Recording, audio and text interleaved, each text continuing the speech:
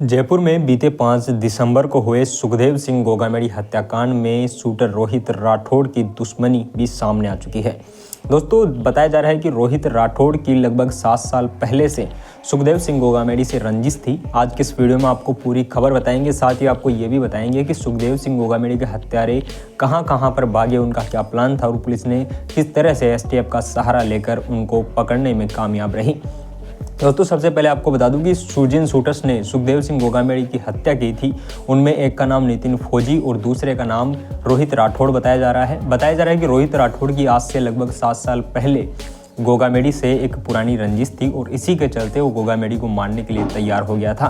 दरअसल दोस्तों, जिस रोहित राठौड़ की हम लोग बात कर रहे हैं, उसने राजपूत समाज की ही एक नाबालिग लड़की के साथ कुछ अभद्र चीज़ें की थी, दुष्कर्म किया था और उस केस में गोगामेड़ी का साथ नाबालिग लड़की के पिता के साथ था और उसमें रोहित राठौड़ को सजा भी हुई थी। बताया जाता है कि उसके बाद से रोहित राठौड़ की बहन की शादी थी और उसके लिए रोहित राठौड़ का जयपुर स्थित घर भी गिरवी रख दिया था। गिरवी रखने के बाद रोहित राठौड़ के घर वालों ने उसे छुड़ाने के लिए काफ़ी पैसे खर्च किए और इस दरमियान रोहित राठौड़ के मन में गोगामेड़ी के खिलाफ जहर भी घुलता गया। उसने ये सोच लिया था कि जैसे ही मैं बाहर निकलूंगा वैसे ही सुखदेव सिंह गोगामेड़ी को लेटा दूंगा। और इस चीज़ के बाद रोहित राठौड़ जैसे ही जेल से बाहर आया, उसकी मुलाकात वीरेंद्र चारण से हुई। वीरेंद्र चारण वही है जिसने गोगामेड़ी हत्याकांड में शूटर्स को हथियार मुहैया करवाए थे और उसका मास्टरमाइंड भी वही है।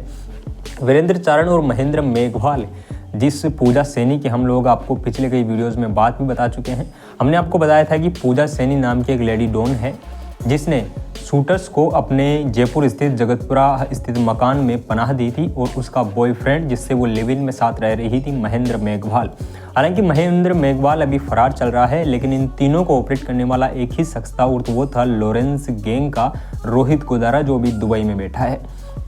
कि रोहित राठौड़ वो सज़ा काट के आने के बाद से गोगामेड़ी के ऊपर चलता जा रहा था और उसने सोच लिया था कि गोगामेड़ी की वजह से अपने को सज़ा हुई है तो गोगामेड़ी को एक दिन जान से मारना है। इसी चीज़ ने उसे जयपुर में ही वीरेंद्र चारण से मिलाया और वीरेंद्र चारण ने फिर बाद में उसे जब गोगामेड़ी को मारने का ऑफर दिया तो रोहित राठौड़ तैयार हो गया। ये पूरी रंजिश सामने आई है। अब आपको बताते हैं कि आखिर ये लोग पकड़े कैसे गए।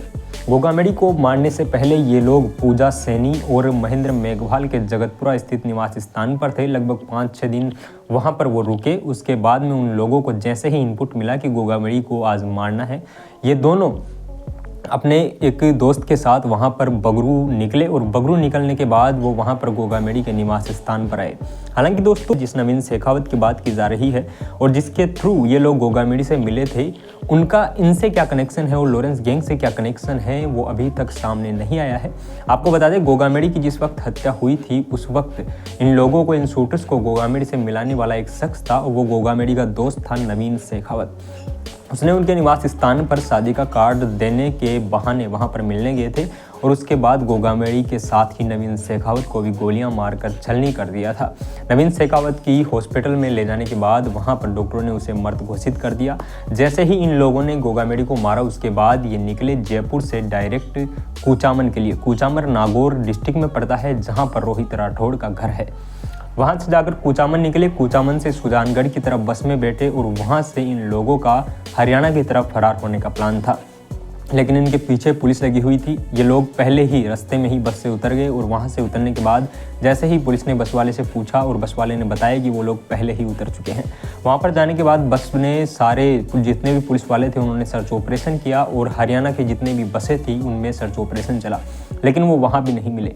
यहाँ से ये दोनों शूटर हिमाचल भागे। हिमाचल अपने एक परिचित के वहाँ पर रुके। वहाँ से भागने के बाद ये लोग चंडीगढ़ में अपने एक परिचित के वहाँ रुके।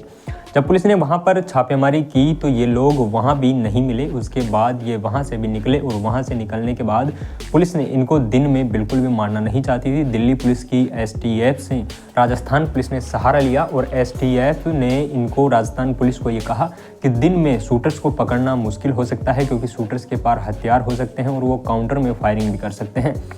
इस चीज़ को देखते हुए दिल्ली एसटीएफ ने एक प्लान बनाया कि शूटर्स को रात को पकड़ना इजी रहेगा और रात को, ताकि किसी आम लोग को नुकसान ना हो। शूटर्स को रात में जैसे ही कोई प्लान बनाते उससे पहले ही गिरफ्तार करके जयपुर ले आया गया। लेकिन दोस्तों इस मामले में कई सारी खबरें हमने आपको पहले भी बताई हैं। इनको पकड़ने के बाद इनके जहां पर चंडीगढ़ में इनके परिचित के घर पर ये लोग रुके थे, वहां पर भी पूछताछ हुई और वहां पर भी ये पता लगा है कि ये लोग वहां से डायरेक्ट नेपाल भागने वाले थे। हालांकि दोस्तों इन परिचित से पूछताछ में बताया गया है और इनको साथ में साथ देने वाले एक लड़के को भी गिरफ्तार वहां से किया गया है। ये गिरफ्तारी के सिलसिले लगातार चल रहे थे। इसी के बीच अब लगातार एक ताज़ा खबर फिर से आ चुकी है और उसमें बताया जा रहा है कि अब जयपुर में इनको सेंट्रल जेल में रखने से अधिकारियों ने मना कर दिया। दरअसल एनआईए ने इनको पुलिस रिमांड पर भेजने की सलाह दी थी और कोर्ट ने इनको 2 जनवरी तक पुलिस रिमांड पर रखने की बात भी कही थी। लेकिन उसके बाद जैसे ही इनको जयपुर सेंट्रल जेल लाया गया, जयपुर सेंट्रल जेल के अधिकारियों ने वार्तालाप करके ये कहा कि इन लोगों को यहाँ रखना सेफ नहीं है। इनके जान का खतरा बताते हुए जयपुर सेंट्रल जेल के अधिकारियों ने यहाँ रखने से मना कर दिया। उसके बाद मुंबई एसटीएफ और दिल्ली एसटीएफ की टीमें भी यहाँ थी और उसके बाद जैसे ही एनआईए को पता लगा, एनआईए ने इनको फिर अजमेर जेल भेज दिया। आपको बता दें अजमेर सेंट्रल जेल में पहले से 40 हार्डकोर अपराधी वहाँ पर बंद हैं और बताया जा रहा है कि इन दोनों को अजमेर जेल के 2 सेलों में रखा जा रहा है। ये दोनों 7 अपराधी जिन्होंने इनका साथ दिया था, उन सारों को गिरफ्तार करके अजमेर हाई सिक्योरिटी जेल में रखा गया है। वहाँ पर इन दोनों को 2 सेल में रखा गया है। सुखदेव सिंह गोगामेड़ी की हत्या होने के बाद अभी तक भी इस बात का पता नहीं लग पाया है कि आखिर नवीन शेखावत को क्यों मारा गया या फिर नवीन शेखावत का इन लोगों से क्या कनेक्शन था। शूटर्स जैसे तैसे भाग रहे थे और उन्हें कुछ ही देर के बाद पकड़ भी लिया गया। लेकिन दोस्तों देखने वाली बात यह है कि इनके पीछे जो मास्टरमाइंड था वो है रोहित गोदारा, जो कि लॉरेंस बिश्नोई गैंग का सबसे बड़ा गैंगस्टर है। आनंदपाल सिंह के बारे में इस वीडियो में आपको बताने का हमारा और भी प्लान है। आपको बताते हैं आनंदपाल सिंह का और गोगामेड़ी का क्या कनेक्शन था। दरअसल दोस्तों आनंदपाल सिंह जो कि पहले से राजस्थान का एक कुख्यात अपराधी और गैंगस्टर था, उसकी जब पुलिस ने एनकाउंटर किया तो उस वक्त आनंदपाल के एनकाउंटर के खिलाफ सुखदेव सिंह गोगामेड़ी खड़े हुए थे और उन्होंने काफ़ी विरोध भी किया था। काफ़ी सारी सभाएं भी उस वक्त गोगामेड़ी के नेतृत्व में हुई थी। लेकिन उसके बाद लगातार कुछ दिन बीते और गोगामेड़ी पर यह आरोप लगने लग गए कि उन्होंने आनंदपाल के घर वालों से पैसे खाए हैं और इसका समर्थन करने के लिए गोगामेड़ी ने पैसे लिए हैं। उसके बाद गोगामेड़ी इन चीज़ों से अलग हो गए। हालांकि जब गोगामेड़ी की हत्या हुई उसके बाद कुछ आरोप आनंदपाल सिंह की गैंग पर भी लगे। आनंदपाल सिंह की बेटी जो कि दुबई में पहले से एक गैंग को ऑपरेट कर रही है, चीनू, जी हाँ उनका नाम चीनू है, और जब उन पर ये आरोप लगे तो उन्होंने लाइव आकर अपने एक वीडियो शेयर भी किया और उस वीडियो में बताया कि सुखदेव सिंह गोगामेड़ी हमारे काकोसा हैं और हमने उनको मरवाने में हमारा कोई भी हाथ नहीं है। ये जो लोग हमारे लिए बोल रहे हैं कि लॉरेंस गैंग के साथ मिलकर आनंदपाल गैंग ने ये काम करवाया है, तो ये खबर झूठी है। वो हमारे लिए पहले से देवतुल्य थे, पूजनीय थे।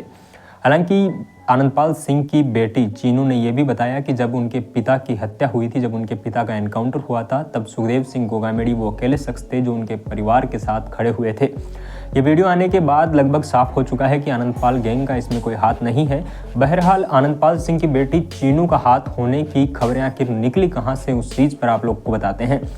दरअसल कुछ साल पहले, मतलब साल भर पहले ये बात आई थी कि गैंगस्टर लॉरेंस बिश्नोई की गैंग के साथ आनंदपाल गैंग ने मिल चुकी है और मिलने के बाद गैंगस्टर राजू ठेहट की सीकर में उनके निवास स्थान पर हत्या करवा दी गई।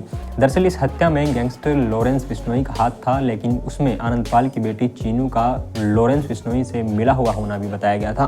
खैर दोस्तों देखना बाकी है कि gangster Lawrence Bishnoi gangster Rohit Godara पर नकेल कसती है या नहीं। हालांकि दोस्तों मिलते हैं इस नई खबर के साथ एक और नई वीडियो में। लेकिन अगर आप नए हैं तो हमारे YouTube चैनल को सब्सक्राइब जरूर कर लीजिए। जय हिंद, जय भारत।